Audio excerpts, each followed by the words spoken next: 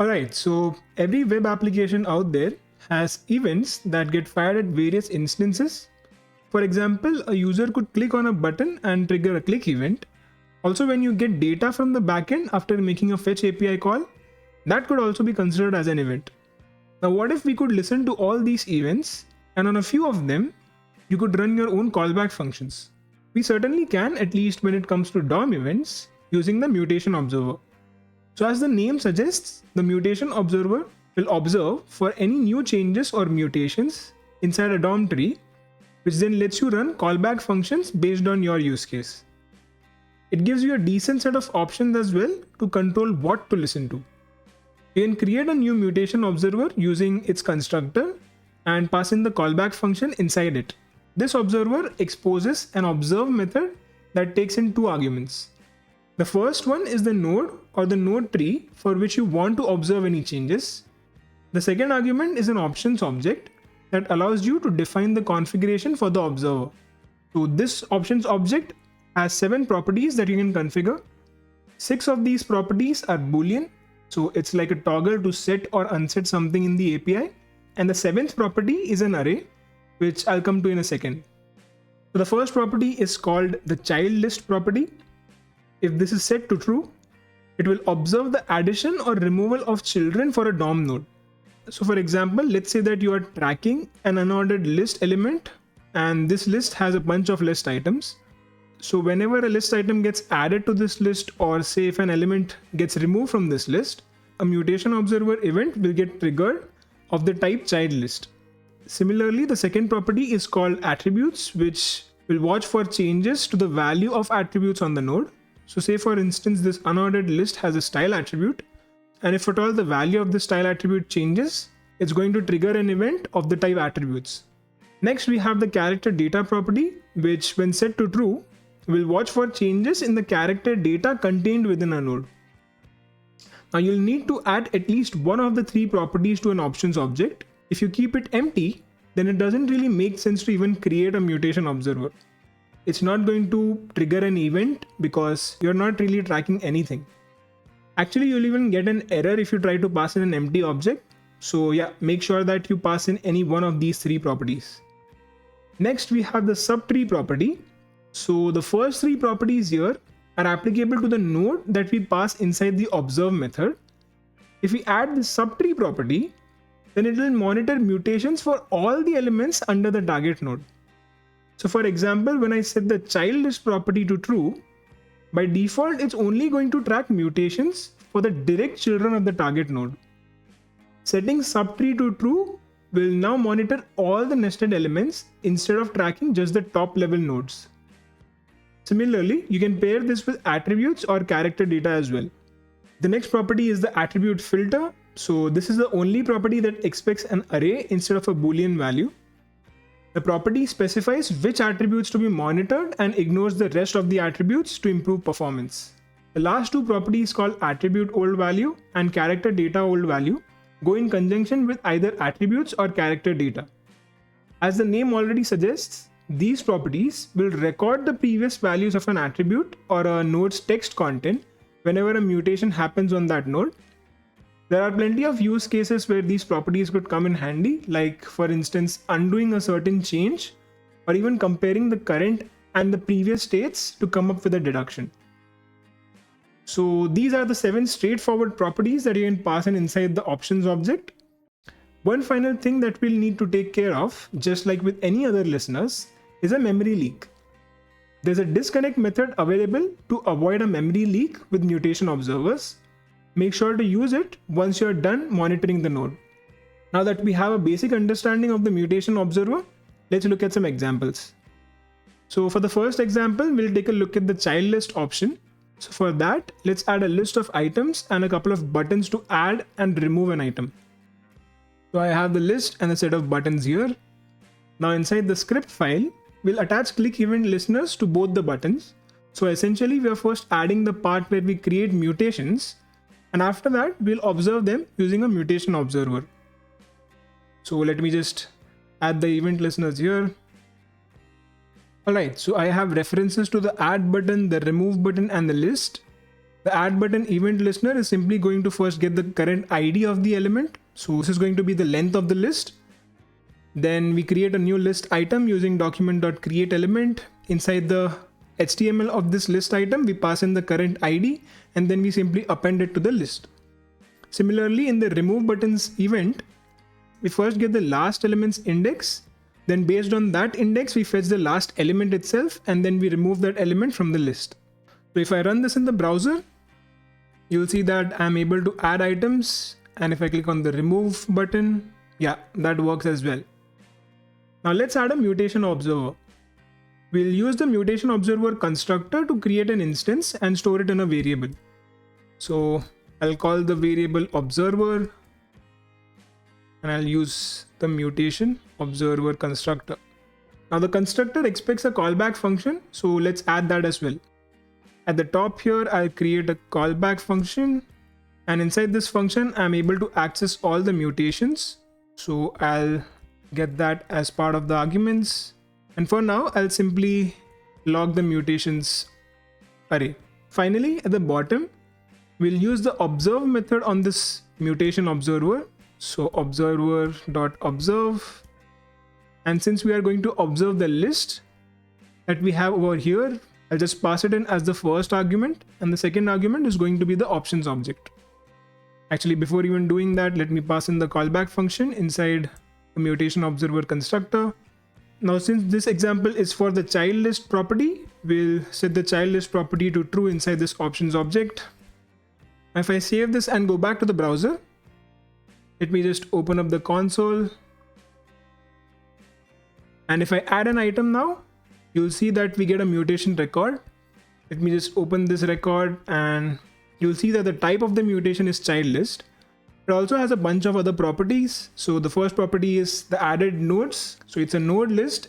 And since this mutation was a result of me clicking on this add item button, which basically added a new list item, we get a new item inside this added nodes node list. The attribute name, the attribute namespace, next sibling, old value, all these items are null for now. The previous sibling, as you can see here, says text. And this might be confusing for some of you because you can clearly see that the previous sibling here is the list item and not the text node, but I'll come back to this eventually. Then we have the removed nodes list, which again is empty because this mutation dealt with adding a node and not removing a node. Then we have the target for this mutation, which is the unordered list. And then we have the type of the mutation. If I get rid of this new item, now you'll see that the removed nodes node list has a list item. Now the second data item that we track using mutation observers will be the attributes.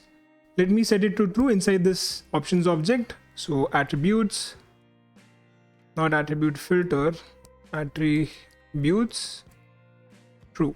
Now inside the HTML, let's add a style attribute to the list and let's just set the background to a specific color. So style. Now inside the browser, if I change the background color to something else, in the console you'll find events of the type attributes similar to what we saw with the ChildList event. So let me do that. I'll select the style attribute for this unordered list and I'll set it to pink. Now inside the console, we'll be able to see a mutation record and it's of the type attributes. Rest all the properties are more or less the same. You'll be able to see that the attribute name now has a value instead of null. And since we changed the style attribute of this unordered list, we have the name of the attribute as style. Now this attributes mutation functionality can be enhanced by getting the older value or the previous value before the observer detected the change. Currently you can see here that the old value property is set to null.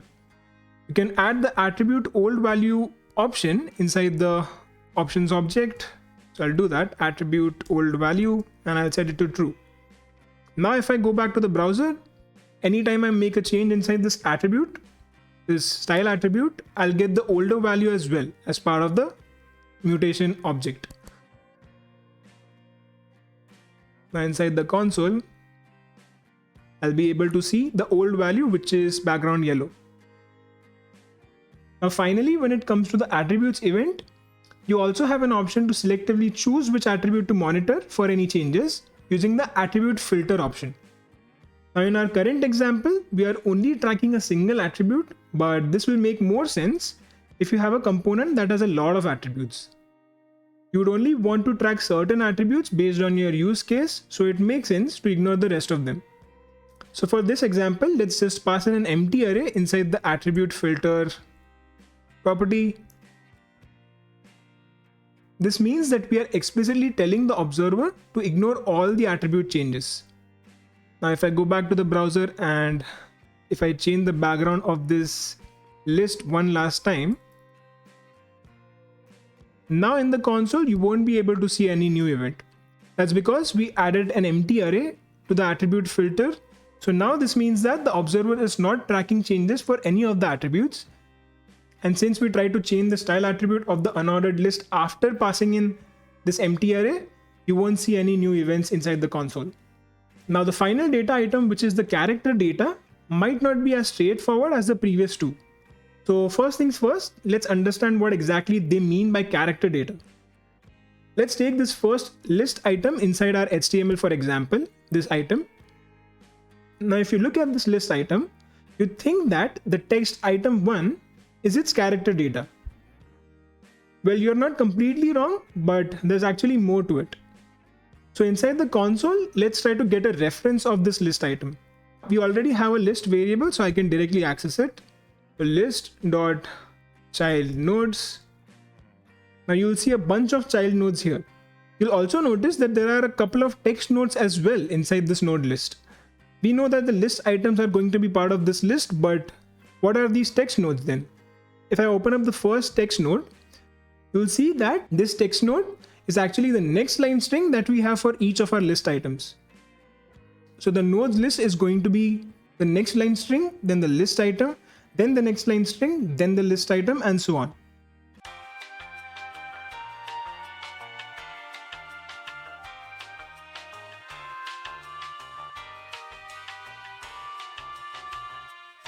Now let's go one level deeper. So we are looking for this first list item.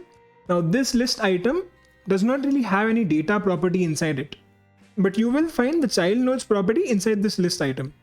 If I open this up, you'll again find a text node, and inside this text node, you will see that we get the character data. So the character data is not the direct child of the list item. The list item first has a text node, and inside this text node, we have the character data. So if we are going to track changes to this character data, we'll need to monitor this text node and not the list item. So let's look at this in action. First, let's add a content editable attribute to this list item so that anytime we make a change to the character data of this list item, a mutation event will be logged inside the console. So let me just set this to true. Now inside our script, let's add the character data option inside the options object, and I'll set it to true as well. Now currently we are observing the changes on this list element. We want to track changes on the first list item and not the list anymore. So let me get the reference for that list item. I'll call it first item.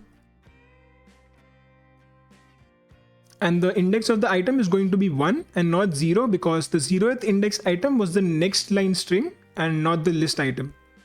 So yeah, we'll go with the first index. Now if I go back to the browser and try to type in something inside the first element, it ideally should return an event, but it's not. That's because list.childNodes, the first index here, gives the reference to the list element. Inside this list element, there's again a text node which ultimately has the character data. This is what we just discussed right before getting into this example. So I'll look for the child nodes and the 0th element because the list element's child nodes only has one element, which is the text node itself. So this is what we are supposed to track. Now if I go back to the browser and I add something to this, yeah, we did create this first item here, but we did not pass it inside the observer. So let me just do that. Now if I go back to the browser and I try to edit this text, we see that we get a bunch of mutation events. And if I go inside any one of this record, you'll find that we get a character data mutation event. Now this might be a bit complicated when you look at a list element. So let me show you this with a paragraph element. inside the HTML, I'll simply create a dummy paragraph element right below these buttons. Inside the script, I'll just change the reference of this first item to the paragraph element.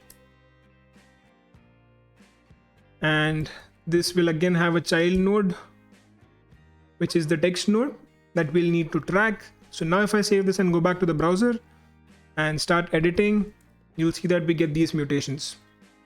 So basically the character data will be the data that's present inside the text node of the text element. So the paragraph element or the list item, all these text elements will have a text node, and this text node will have the character data. So if you are going to track changes for an element's character data, you'll have to first get the text node and only then you'll be able to do it. Alright, so let me just get rid of this and I'll bring this back to where it was. Now just like we had the attributes old value, we have a character data old value to get the older value for an event. So let's just simply pass it inside this options object, character data old value, and set it to true. Now if I go back to the browser and make a couple of changes inside this first item, inside the mutation record, I'll be able to see the older value as well. So yeah, that's that. Now there's still one problem in this implementation. If I delete the entire string and now try to type something, you'll see that the event no longer gets triggered. Let me show you why this happens. So let me just reload this once. And yeah, once I remove the entire text, let me try to access the text node that we were tracking. So list.childNodes first index, and this will again have a child nodes list. And you can see here that the nodes list is now empty. So we were tracking the first element of this child nodes list, and now that it's empty, this means that the text node is not there anymore, it has been deleted. So if I type something new, you'll find that a completely new node gets created. So I'll type something inside this. Yeah, you'll see that a new text node is now created and it's part of the child nodes list. So at first, when you get rid of the entire string, the text node gets deleted, and the next time you type in something new, a new text node gets created. So the reference that we had to the first text node is now completely gone, and a new text node is there in place of the older text node. So yeah, this is definitely a problem, and it can easily be fixed using the subtree option. So inside the options object, let me just pass in subtree and set it to true. So basically, up until now, anytime you are tracking for changes, whether it was for child list, attributes, or character data, it was only for the first level in the tree. So for example, let's say I have a div tag with a bunch of nested elements. If I track the changes in the child list of this div tag, it would only track the first level of children elements and their changes. Changes below that level would remain untracked. Now if I add the subtree option, this problem will be solved and changes in the nested items will also be tracked. Now how does this solve our character data problem? Simple. If I track the list element directly and have the subtree option enabled, all its child nodes will also be tracked for any changes. So when I get rid of the text, it will destroy the text node just like it did previously, but this time the new text node that gets created will also be tracked because we are tracking all the text nodes inside this list element using the subtree property. I hope this made sense. So now I don't even have to track the text node of this li element. I can simply track the whole element, and with the help of this subtree option, anytime a text node gets deleted and a new text node is added, it will automatically start getting tracked by our observer. So let me just show you this in the browser. I'll get rid of this. And now if I start typing again, you'll see that mutation records are still there. That means that mutations are still getting picked up by the mutation observer. And yeah, that's pretty much it for this video. I know it got complicated at the end with all the nesting and the text nodes, but I've tried to make it as easy as possible. In the coming videos, we'll look at the rest of the observers and what they bring to the table. So yeah, do subscribe for that. And if you have any doubts or suggestions, do let me know in the comments. And yeah, I'll see you in the next one.